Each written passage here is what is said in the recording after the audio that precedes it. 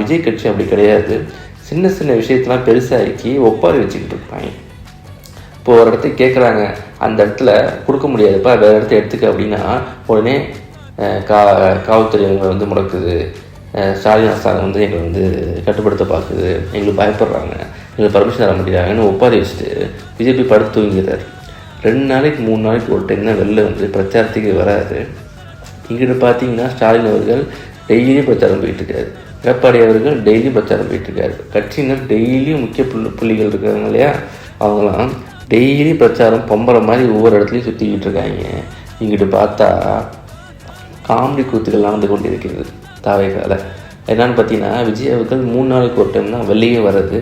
வெளியே 5 பைசாவுக்கு பிரயோஜனம் இல்லாத ஒரு 5 நிமிஷம் 10 நிமிஷம் டைலாக்காக விட்டு எரிஞ்சிட்டு என்னத்தையாவது பண்ணிவிட்டு மாலையை போட்டு இல்லாத கூத்து அடிச்சுட்டு ரசிகர்கள்லாம் அப்படியே என்ஜாய் பண்ண வச்சுட்டு தலைவர் ஒரு 3 நாளைக்கு ஒரு டைம்